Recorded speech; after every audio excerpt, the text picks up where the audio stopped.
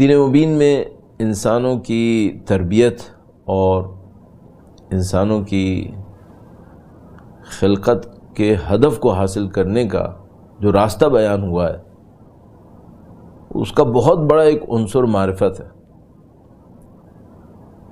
تربیت کون حاصل کر پائے گا؟ خلقت کا ہدف کون حاصل کرے گا؟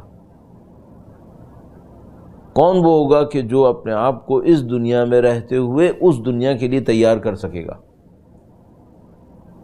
تو جواب میں آپ کے اور میرے ذہن میں جو سب سے اہم نقطہ آتا ہے وہ معرفت ہے۔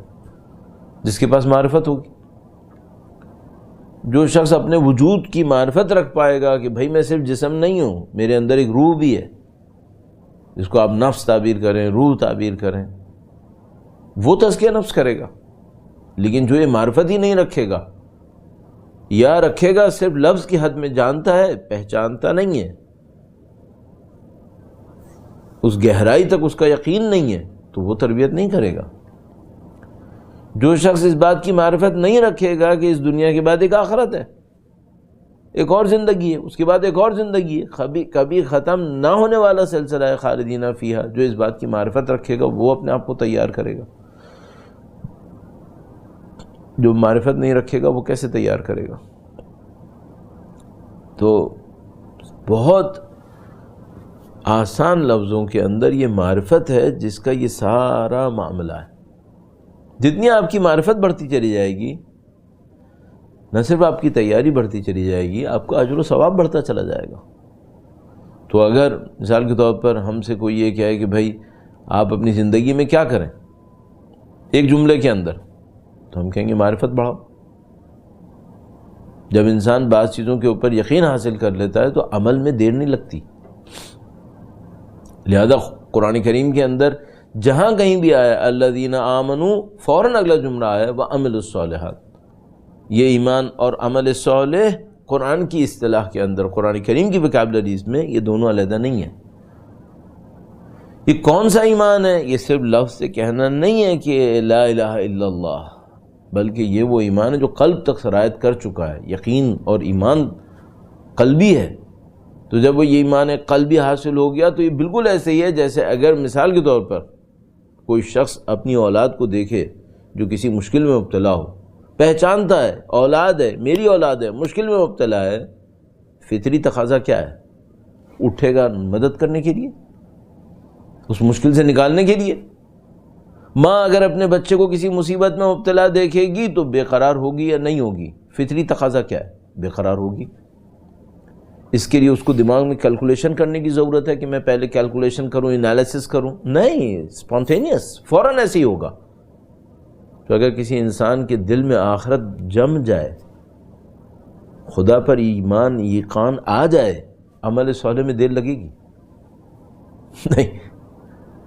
کسی ماں کو کسی سے پوچھنے کی ضرورت نہیں ہے کہ اپنے بچے کی مدد کرے یا نہ کرے۔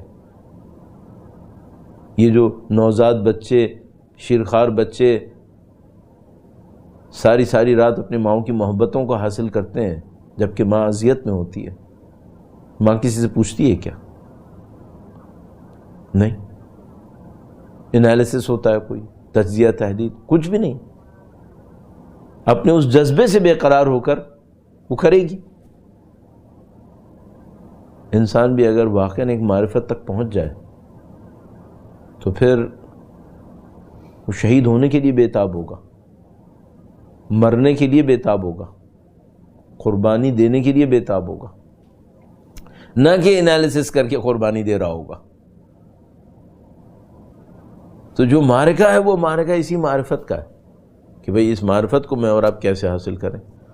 اور جو دین نے بار بار ہمارے لیے کام انجام دیے وہ یہ تھا کہ کسی نہ کسی طریقے سے ہم اس معرفت کو بڑھاتے جائیں، یہاں تک کہ جو آیہ کریمہ ہمارے پاس ہے وَمَا خَلَقْتُ الْجِنَّ وَالْإِنسَ إِلَّا لِيَعْبُدُونَ، اس کی تشریح میں بھی اہل بیت نے یہی فرمایا اَيْ لِيَعْرِفُونَ، تاکہ عرفان حاصل کریں، معرفت حاصل کریں۔ جن و انس کو بس اس لیے خلق کیا کہ ہماری بندگی کریں، اور انہوں نے فرمایا یعنی معرفت حاصل کریں، چونکہ معرفت جیسے حاصل کریں گے بندگی خود بخود حاصل ہوتی چلی جائے گی۔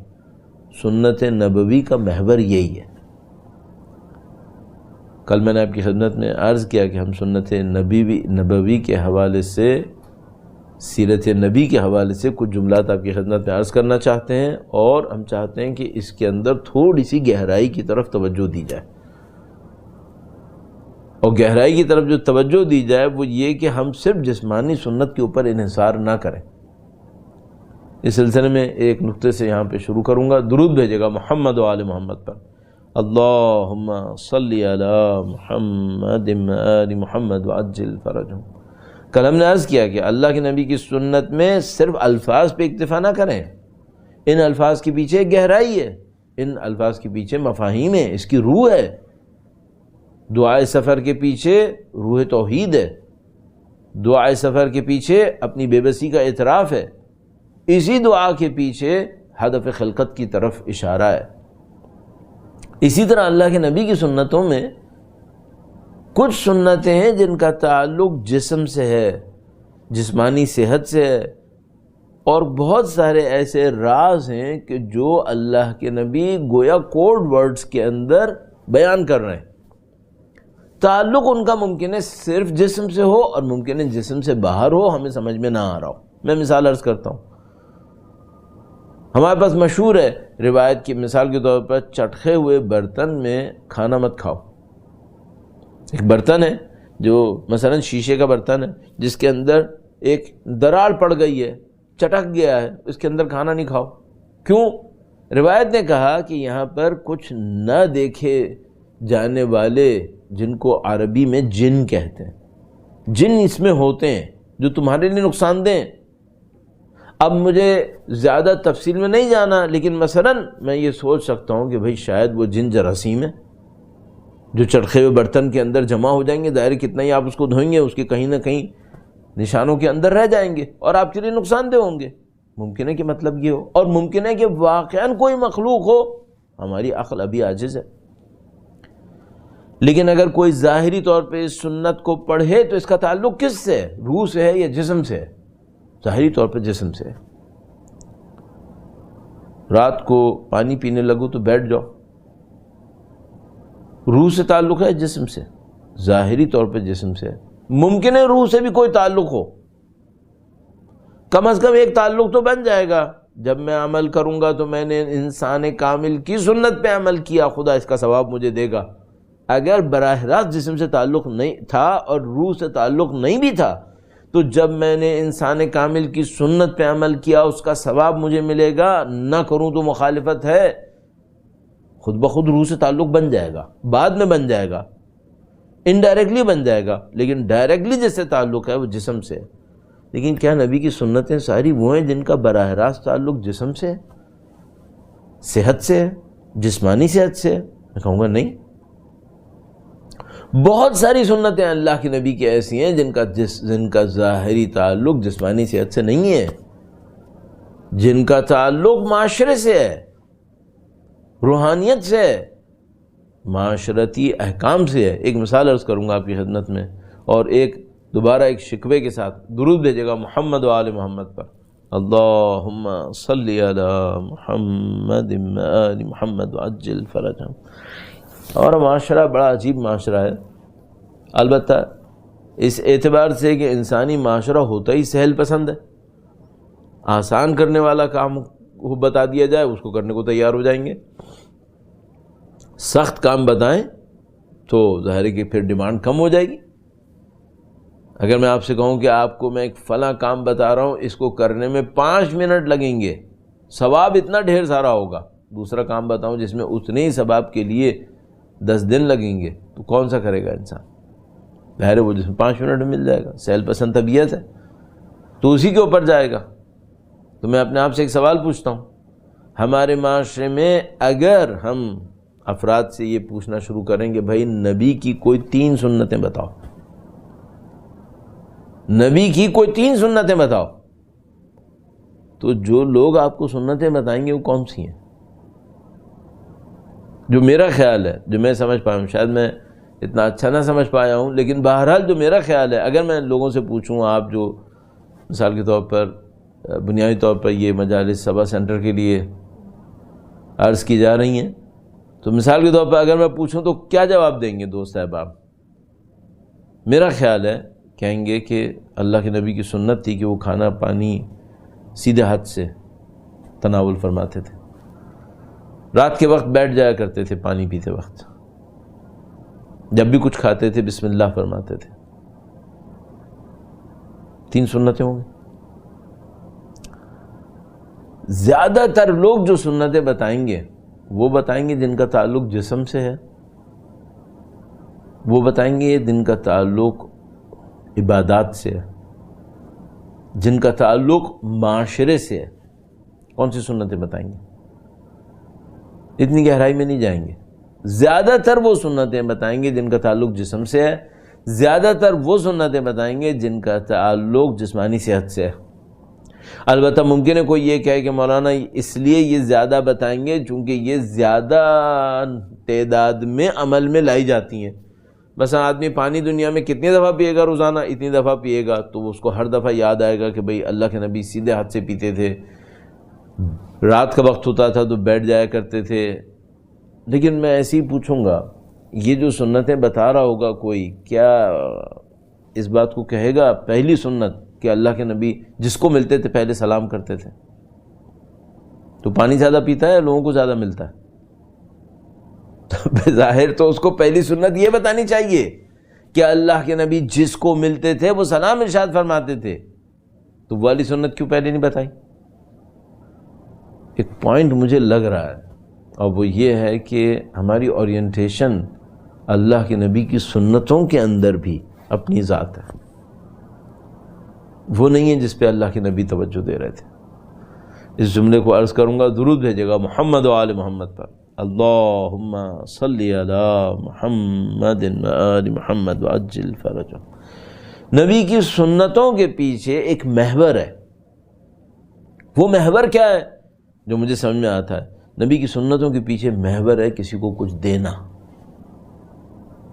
اللہ کے نبی کی ذات میں وہ جو رحمت للعالمین کا چیپٹر ہے، ظاہر ہے وہ سب سے حاکم عنوان ہے اللہ کے نبی کی ذات کا۔ بعثت لأتمم مکارم الاخلاق، اور اللہ کے نبی نے خداوند متعال نے فرمایا کہ رحمت للعالمین وما ارسلناک الا رحمت للعالمین۔ یہ جو چیپٹر ہے اللہ کے نبی کا، وہ کیا ہے؟ اللہ کے نبی دوسروں کو دینے کے لیے کچھ ہے، ان کی پوری توجہ دوسروں کے اوپر ہے۔ ہم لوگوں نے اللہ کے نبی کی سنتوں سے جتنی چیزیں سیکھی ہیں، زیادہ تر وہ سیکھی ہیں جن کا تعلق ہم سے ہے۔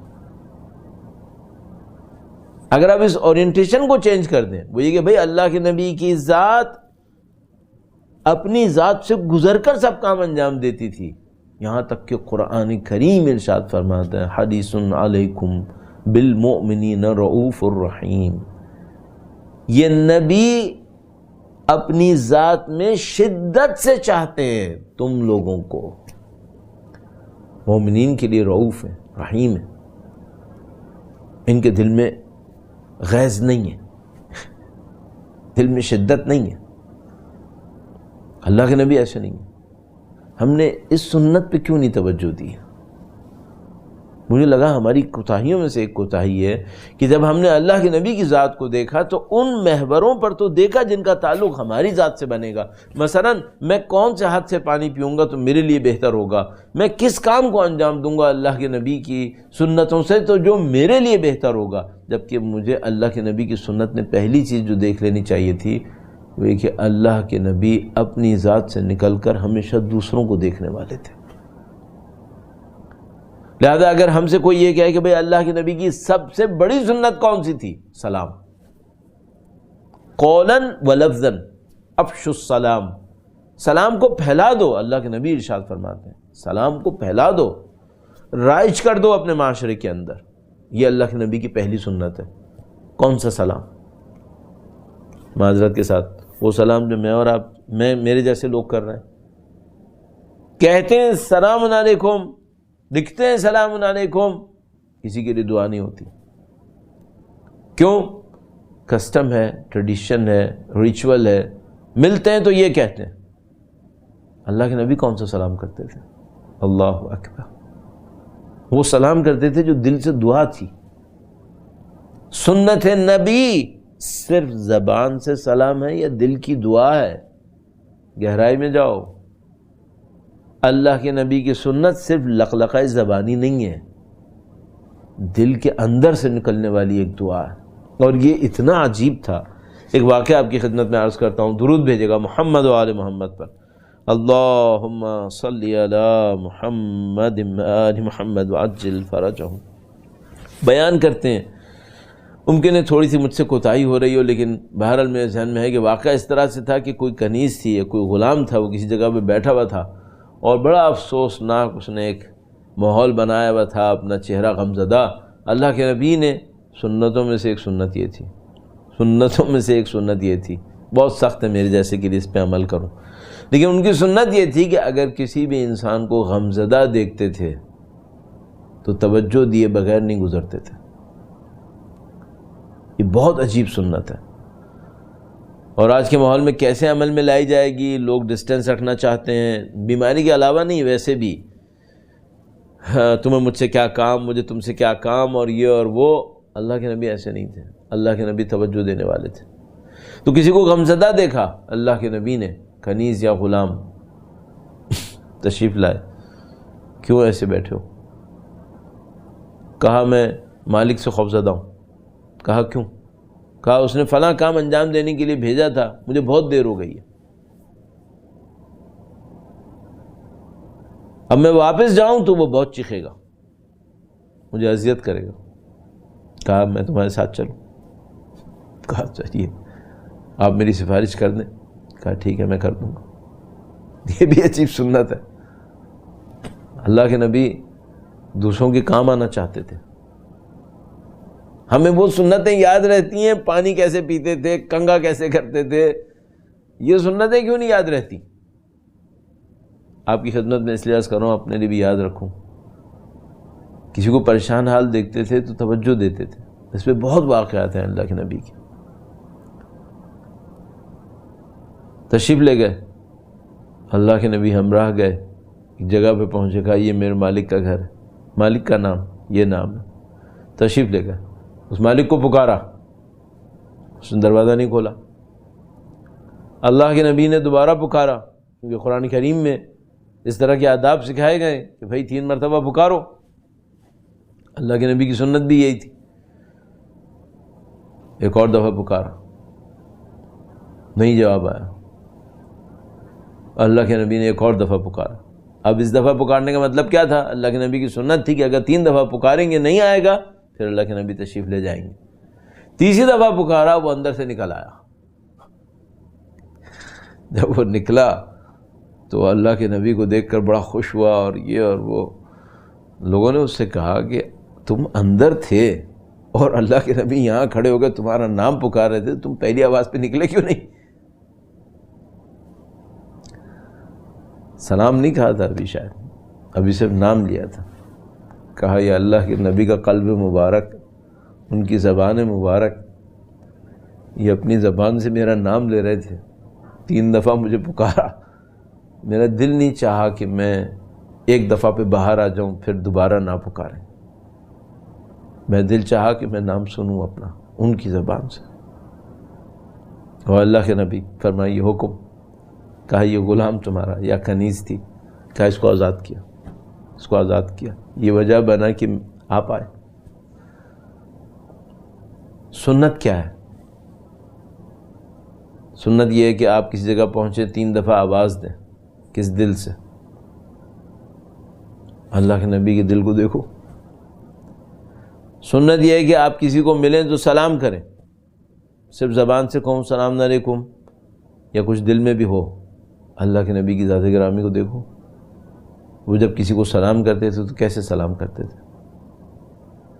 معانقہ کرتے تھے، اتنی محبت سے معانقہ کرتے تھے کہ جس سے ہاتھ ملاتے تھے یا جس سے گلے ملتے تھے وہ اس بات کو احساس کرتا تھا کہ اللہ کے نبی گویا اپنا وجود میرے حوالے کر رہے ہیں، اپنے خلوص کو میری طرف بھیج رہا ہے. ہم مسلمانوں کے ساتھ جو اس وقت مشکل بنی ہوئی ہے، ہم نے سنت اور سیرت کے صرف ظاہری حصوں کو دیکھنا شروع کیا ہوا ہے. اور میں نے آپ کی خدمت میں عرض کیا کہ اس میں سے بھی انتخاب کر کے جن کا تعلق ہماری ذات سے تھا ہم نے اس کو دیکھا. تو لب لباب کیا ہے؟ لب لباب یہ ہے کہ عزیزان محترم سنتیں صرف وہ نہیں ہیں جن کا تعلق جسم سے ہے، وہ زیادہ مشہور ہو گئی ہیں اور اس پہ عمل کرنا ضروری ہے، نہ کہ میں اس کی نعوذ باللہ تعالیٰ اہمیت میں کمی کرنا چاہ رہا ہوں. پانی سیدھے ہاتھ سے پینا چاہیے، رات کو بیٹھ کے پینا چاہیے ہے، پئیں تو بسم اللہ پڑھیں، سید الشہداء کو یاد کریں، اللہ کا شکر بجا رہے ہیں ہر کھانے سے پہلے، ہر کھانے کے بعد، پہلے کھانے سے پہلے بسم اللہ کہیں. یہ سب بہت امپورٹنٹ سنتیں ہیں. نہیں معلوم اس میں کون کون سی بھلائیاں ہمارے جسم کے لیے ہیں، ہماری روح کے لیے ہیں، لیکن ان تمام سنتوں کے پیچھے ایک روح ہے. جب آپ کہیں کھانا کھانے سے پہلے بسم اللہ الرحمن الرحیم، اس بات کو کاؤنٹ کریں کہ سب کچھ خدا کی طرف سے یا نہیں کریں؟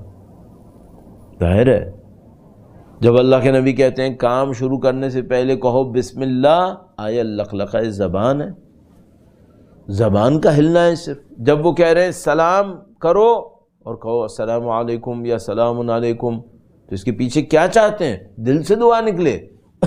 جب کام شروع کرنے سے پہلے کہ بسم اللہ الرحمن الرحیم، اللہ کے نام سے شروع کرتا ہوں جو رحمان اور رحیم ہے، صرف زبان سے کہیں یا روح سے بھی کہیں؟ روح سے کہیں تو کیا ہوگا؟ اس سے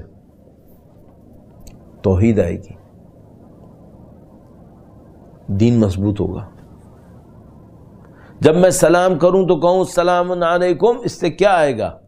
انسانوں کی محبت آئے گی میرے دلوں کے اندر، میرے دل سے حسد ختم ہوگی، میرے دل سے نفرت ختم ہوگی، میرے دل سے خود غرضی ختم ہوگی. سنتیں صرف ظاہر میں نہیں ہیں، سنتیں اس باطن تک جاتی ہیں. تو مثال کے طور پر جب میں نے کھانا کھا لیا تو میں کہوں الحمدللہ.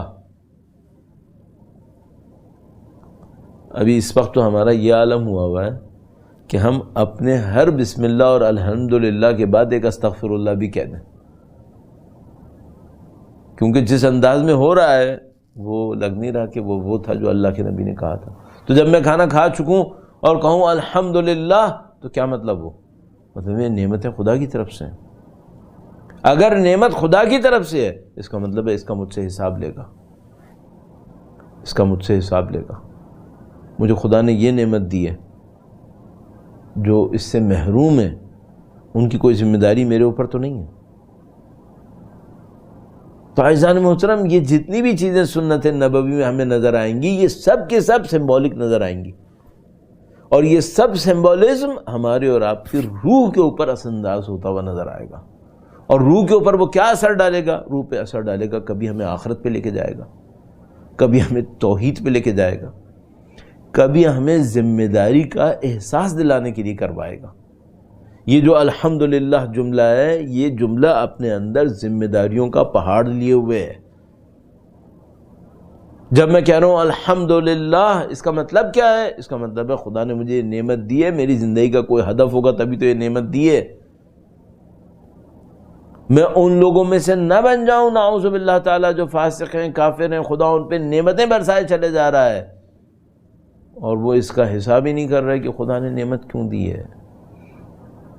خدا مجھ سے چاہتا ہے میں ان تمام چیزوں کا حساب کروں، تو الحمدللہ کہتے وقت یہ تمام چیزیں سوچ لوں کہ بھائی مجھے ان تمام چیزوں کو اس انداز میں دیکھنا ہے جس طرح خدا نے متعلقہ دین کہتا ہے. اور یہ جو چھوٹے چھوٹے جملات ہیں ان کی حیثیت کیا ہے؟ ایک روایت عرض کروں گا، درود بھیجے گا محمد و آل محمد پر، اللہم صلی علی محمد و آل محمد وعجل فرجہم. ایک روایت میں بیان کرتے ہیں، کہتے ہیں کہ مولا، جو مجھے یاد آتا ہے مولا چوتھے سرکار امام زین العابدین علیہ السلام سے روایت ہے، اللہم صلی علی محمد و آل محمد وعجل فرجہم. راوی کہتا ہے کہ میں امام کے ساتھ بیٹھا ہوا تھا، امام نے کہا کہ خدایا اگر میرا فلاں کام ہو جائے تو میں تیرا وہ شکر انجام دوں گا جو جامع ترین شکر ہوگا. تو راوی کہتا ہے میری نظریں اس بات کے اوپر لگ گئیں کہ اب امام جب شکر کریں گے تو کیا فرمائیں گے. امام نے فرمایا جامع ترین، کہا وہ ہو گیا، اور امام نے فرمایا الحمدللہ. تو گویا اس نے کہا کہ امام آپ نے وہ فرمایا تھا کہ میں جامع ترین شکر کروں گا، فرمایا یہی وہ شکر ہے. الحمدللہ الحمدللہ. نہیں معلوم کتنی گہرائی ہے اس کے اندر. سنتوں کے لیے ضروری ہے عمل کے لیے تھوڑا سا گہرائی میں جائیں. بس 2 ٹاپک میرے نظر اس وقت سب سے امپورٹنٹ ہیں. پہلی بات، سادگی پہ نہ رہیے، تھوڑا سا گہرائی میں جائیے. اللہ کے نبی کی زندگی سے آپ کچھ سیکھ رہے ہیں، صرف لفظ مت سیکھیں، تھوڑا سا معنی پہ بھی جائیں اور اس معنی پہ تھوڑا سا غور کر لیں. ایک بات. دوسرا کام یہ کریں کہ اللہ کے نبی کی سنتوں کے پیچھے جو سنتیں ہیں، ظاہر کے پیچھے جو ہیں، جن کا تعلق دوسرے انسانوں سے بنتا ہے، ان کے اوپر توجہ دینے کی کوشش کریں. مثلا جیسے آپ کی خدمت میں واقعہ میں عرض ہوا، وہی کہ بھائی کسی کو پریشان حال دیکھا، سنت کیا ہے؟ پریشان حال دیکھا، سنت یہ ہے کہ پریشانی کو دور کرنے کی کوشش کرو. یہ اللہ کے نبی کی سنت ہے. سنت کیا ہے؟ سنت یہ ہے کہ اجنبی کو بھی دعا دے دو، اجنبی کو بھی کام آ جاؤ، اس کے لیے دعا دے دو. اچھا اگلا کام کیا کریں؟ آپ نے اپنی زندگی میں حساب کریں یہ کام ہم کیسے کر سکتے ہیں.